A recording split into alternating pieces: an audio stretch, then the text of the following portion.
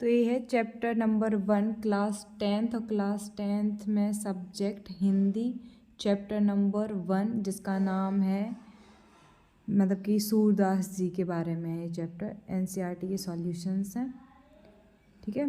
क्षेत्र जो है उसका चैप्टर नंबर 1 है, चैप्टर का नाम है सूरदास। चलो पहला क्वेश्चन पूछा गया है, गोपियों द्वारा ऊर्ध्व को भाग्यवान कहने में क्या व्यंग निहित है। व्यंग मतलब होता है कि मजाक मजाक में किसी को ताना कसना, ठीक है। तो उत्तर है गोपियों द्वारा ऊर्ध्व को भाग्यवान कहने में यह व्यंग निहित है कि उधर वास्तव में भाग्यवान ना होकर अति भाग्यहीन है। वे श्री कृष्ण के सानिध्य में रहते हुए भी उनके प्रेम से सर्वथा मुक्त रहे। श्री कृष्ण के प्रति कैसे उनके हृदय में अनुराग उत्पन्न नहीं हुआ।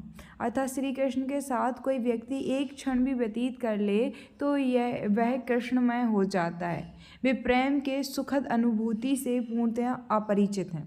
तो मतलब देखो पूरा मतलब एक पृष्ठभूमि बना देती हूँ। तो ऊर्ध्व जो थे वो कृष्ण भगवान के साथ में रह रहे थे इधर से जाने के बाद में, और इधर मतलब कि जो गोपियाँ थीं वो वृंदावन में थीं।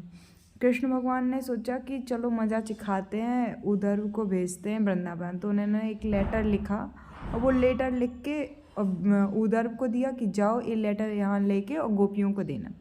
और ऊर्ध्व एक ऐसा व्यक्ति था जिसको भाव यानी कि जिसको प्रेम भाषा समझ में नहीं आती थी, वो योग की बात करता था। तो ये गया और उन्होंने कहा उन गोपियों से कि तुम सब योग मतलब कि भक्ति ना करके और अपना मतलब योग करो। तो गोपियाँ इससे बहुत ज़्यादा वो हो जाती हैं। फिर गोपियाँ इनको मतलब कि विभिन्न तरीके से इनको मतलब कि वो करती हैं और फिर अंत में समझ में आ ही जाता है ऊर्ध्व को। तो इस रिगार्डिंग ये पूरा का पूरा चैप्टर है। नेक्स्ट क्वेश्चन, ऊर्ध्व के व्यवहार की तुलना किस किस से की गई है। उत्तर, गोपियों ने ऊर्ध्व के व्यवहार की तुलना निम्नलिखित उदाहरणों से की है। पहला, गोपियों ने ऊर्ध्व के व्यवहार की तुलना कमल के पत्ते से की है जो नदी के जल में रहते हुए भी जल की ऊपरी सतह पर ही रहते हैं। अर्थात जल में रहते हुए भी जल का प्रभाव उस पर नहीं पड़ता। उसी प्रकार श्री कृष्ण के सानिध्य पाकर भी उनका प्रभाव ऊर्ध्व पर नहीं पड़ा। दूसरा, ऊर्ध्व जल के मध्य रखे तेल के घाघर मटके की भांति हैं जिस पर जल की एक बूंद भी नहीं टिक पाती है। इसलिए ऊर्ध्व श्री कृष्ण के समीप रहते हुए भी उनके रूप के आकर्षण तथा प्रेम बंधन से सर्वथा मुक्त हैं। तीसरा किससे वो उदाहरण करती मतलब कि तुलना करती हैं। ऊर्ध्व ने गोपियों को जो योग का उपदेश दिया था उसके बारे में उनका यह कहना है कि यह योग कड़वी ककड़ी के समान प्रतीत होता है, इसे निगला नहीं जा सकता, यह अत्यंत आरुचिकर है। तो ऊर्ध्व के व्यवहार की तुलना उन्होंने कमल से की, तेल वाले मटके से की और ककड़ी से की, मतलब कड़वी ककड़ी से की, ककड़ी से नहीं कड़वी। नेक्स्ट क्वेश्चन, गोपियों ने किन किन उदाहरणों के माध्यम से ऊर्ध्व को उलाहना दी है। उलाहना मतलब होता है प्रशंसा में ताने देना, ऐसा समझ सकते हैं, ठीक है। उत्तर, गोपियों ने कमल के पत्ते, तेल की मटकी और प्रेम की नदी आदि उदाहरणों के माध्यम से ऊर्ध्व को उलाहना दिए हैं। प्रेम रूपी नदी में पांव डुबोकर भी ऊर्ध्व प्रभाव रहित है। श्री कृष्ण के सानिध्य में रहते हुए भी वे श्री कृष्ण के प्रेम से सर्वथा मुक्त हैं। नेक्स्ट क्वेश्चन है, ऊर्ध्व द्वारा दिए गए योग के संदेश ने गोपियों की विरह अग्नि में घी का काम कैसे किया है। जैसे हवन कुंड देखा होगा, उधर आग जल रही होती है, ठीक है, और उसमें थोड़ा सा बाहर से घी डाल दिया जाता है तो और आग भड़क जाती है। तो ऐसा काम मतलब कि कैसे किया है ऊर्ध्व ने। तो आंसर है, गोपियाँ कृष्ण के आगमन की आशा में दिन गिन रही थीं। वे अपने तन मन की व्यथा को चुपचाप सहती हुई कृष्ण के प्रेम रस में डूबी हुई थीं। वे इस इंतजार में बैठी थीं कि श्री कृष्ण उनके विरह को समझेंगे, उनके प्रेम को समझेंगे और उनके अतृप्त मन को अपने दर्शन से तृप्त करेंगे। परंतु यहाँ सब उल्टा होता है। कृष्ण को ना तो उनकी पीड़ा का ज्ञान है और ना ही उनके विरह के दुख का, बल्कि कृष्ण योग का संदेश देने के लिए ऊर्ध्व को भेज देते हैं। विरह की अग्नि से जलती हुई गोपियों को ऊर्ध्व ने कृष्ण को भूल जाने और योग साधना करने का उपदेश दिया, जिसने उनके हृदय में जल रही विरह अग्नि में घी का काम कर उसे और प्रज्वलित कर दिया। समझ में आ गया होगा वैसे क्वेश्चन तो। चलो नेक्स्ट क्वेश्चन। मर्यादा ना लही के माध्यम से कौन सी मर्यादा में ना रहने की बात की जा रही है? उत्तर है मर्यादा ना लही के माध्यम से प्रेम की मर्यादा में ना रहने की बात की जा रही है। गोपियाँ कृष्ण के मथुरा चले जाने पर शांत भाव से उनके लौटने की प्रतीक्षा कर रही थीं। वे चुप्पी लगाए अपनी मर्यादा में लिपटी हुई इस वियोग को सहन कर रही थीं, क्योंकि वे श्री कृष्ण से प्रेम करती थीं। कृष्ण ने योग का संदेश देने के लिए ऊर्ध्व को भेज दिया, जिससे गोपियाँ मर्यादा छोड़कर बोलने पर मजबूर हो गईं। प्रेम के बदले प्रेम का प्रतिदान ही प्रेम की मर्यादा है, लेकिन कृष्ण ने ये गोपियों के प्रेम के उत्तर में योग का संदेश भेज दिया। इस प्रकार कृष्ण ने प्रेम की मर्यादा नहीं रखी। वापस लौटने का वचन देकर भी वे गोपियों से मिलने नहीं आए, मतलब कि कृष्ण एक अच्छे प्रेमी नहीं है। चलिए नेक्स्ट क्वेश्चन। कृष्ण के प्रति अपने अनन्य प्रेम को गोपियों ने किस प्रकार अभिव्यक्त किया है? तो आंसर है गोपियाँ रात दिन सोते जागते सिर्फ श्री कृष्ण का नाम ही रटती रहती हैं। कृष्ण के प्रति अपने अनन्य प्रेम को गोपियों ने चिंटियों और हारेल की लकड़ी के उदाहरण द्वारा व्यक्त किया है। उन्होंने स्वयं की तुलना चींटियों से और श्री कृष्ण की तुलना गुड़ से की है। उनके अनुसार श्री कृष्ण उस गुड़ की भांति हैं जिस पर चींटियाँ चिपकी रहती हैं।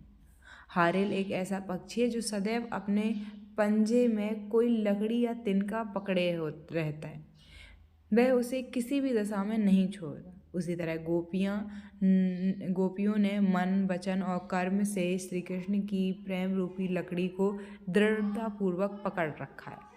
तो इस तरह से कृष्ण के प्रति प्रेम को उन्होंने अभिव्यक्त किया। Next question. गोपियों ने ऊर्ध्व से योग की शिक्षा कैसे लोगों को देने की बात कही? आंसर है ऊर्ध्व अपने योग के संदेश में मन की एकाग्रता का उपदेश देते हैं। गोपियों के अनुसार योग की शिक्षा उन्हीं लोगों को देनी चाहिए जिनकी इंद्रियां व मन उनके बस में नहीं होते, जिनका मन चंचल और इधर उधर भटकता रहता है। गोपियों को योग की क्या आवश्यकता नहीं है। गोपियाँ कहती हैं गोपियों को योग की आवश्यकता नहीं है, क्योंकि गोपियाँ अपना मन व इंद्रियों से कृष्ण के प्रति एकाग्रचित हैं, इसलिए योग साधना का उपदेश उनके लिए निरर्थक है। उन्हें जाके दो जिनका मन चंचल है, गोपियों का मन थोड़ा ही चंचल है। Next question. प्रस्तुत पदों के आधार पर गोपियों का योग साधना के प्रति दृष्टिकोण स्पष्ट करें। उत्तर। प्रस्तुत पदों के आधार पर स्पष्ट है कि गोपियाँ योग साधना को नीरस, व्यर्थ और अवांछित मानती थीं। गोपियों की दृष्टि में योग उस कड़वी ककड़ी के समान है जिसे निगलना बड़ा ही मुश्किल है। सूरदास जी गोपियों के माध्यम से आगे कहते हैं कि उनके विचार में योग ऐसा रोग है जिसे उन्होंने न पहले कभी देखा न कभी सुना। गोपियों के अनुसार योग की शिक्षा उन्हीं लोगों को देनी चाहिए जिनकी इंद्रियां व मन उनके बस में नहीं होते, जिनका मन चंचल है और इधर उधर भटकता है। तो ये है गोपियों का योग साधना के प्रति दृष्टिकोण। नेक्स्ट क्वेश्चन में पूछा जा रहा है कि गोपियों के अनुसार राजा का धर्म क्या होना चाहिए? आंसर है गोपियों के अनुसार राजा का धर्म प्रजा को अन्याय से बचाना तथा राजधर्म का पालन करते हुए प्रजा का हित चिंतन करना है। नेक्स्ट क्वेश्चन जिसमें पूछा जा रहा है गोपियों को कृष्ण से ऐसा कौन से परिवर्तन दिखाई दिए जिनके कारण वे अपना मन वापस पा लेने की बात कहती हैं? आंसर, गोपियों को लगता है कि कृष्ण द्वारका जाकर राजनीति के विद्वान हो गए हैं। उनके अनुसार श्री कृष्ण पहले से ही चतुर थे। अब भारी भारी ग्रंथों को पढ़कर वे पहले से भी अधिक चतुर हो गए हैं। छल कपट उनके स्वभाव का अंग बन गया है। उन्होंने गोपियों से मिलने के स्थान पर योग की शिक्षा देने के लिए ऊर्ध्व को भेज दिया। श्री कृष्ण के इस कदम से गोपियों के हृदय में बहुत आहत हुआ, मतलब उन लोगों का हृदय बहुत आहत हुआ, हर्ट हुई वो बहुत ज़्यादा। इन्हीं परिवर्तनों को देखकर गोपियाँ अपना मन श्री कृष्ण से वापस लेना चाहती हैं। नेक्स्ट क्वेश्चन में क्या है, गोपियों ने अपने वाक् चातुर्य के आधार पर ज्ञानी ऊर्ध्व को परास्त कर दिया। उनके वाक् चातुर्य की विशेषताएं लिखिए। तो आंसर है, गोपियाँ बात बनाने में किसी को भी परास्त कर सकती हैं। गोपियाँ ऊर्ध्व को अपने उपालंब यानी तानों के द्वारा चुप करा देती हैं। गोपियों में व्यंग करने की अद्भुत क्षमता है। वह अपने व्यंग बाणों द्वारा ऊर्ध्व को परास्त कर देती हैं। वह अपनी तर्क क्षमता से बात बात पर ऊर्ध्व को निरुत्तर कर देती हैं। चलो नेक्स्ट क्वेश्चन, संकलित पदों को ध्यान में रखते हुए सूरदास के भ्रमर गीत की मुख्य विशेषताएं बताइए। तो भ्रमर गीत की निम्नलिखित विशेषताएं इस प्रकार है। पहला, भ्रमर गीत एक भाव प्रधान गीत काव्य है। दूसरी विशेषता है, इसमें उदात्त भावनाओं का मनोवैज्ञानिक चित्रण हुआ है। तीसरा, सूरदास ने अपने भ्रमर गीत में निर्गुण ब्रह्मा का खंडन किया है। चौथी विशेषता है, भ्रमर गीत में शुद्ध साहित्यिक भाषा का प्रयोग हुआ है। पांचवा है, भ्रमर गीत में उपालंब की यानी तानों की प्रधानता है। छठा है, भ्रमर गीत में सूरदास ने विरह के समस्त भावों की स्वाभाविक एवं मार्मिक व्यंजना की है। सातवां है, भ्रमर गीत में ऊर्ध्व व गोपियों के मध्य से ज्ञान को प्रेम के आगे नतमस्तक होते हुए बताया गया है।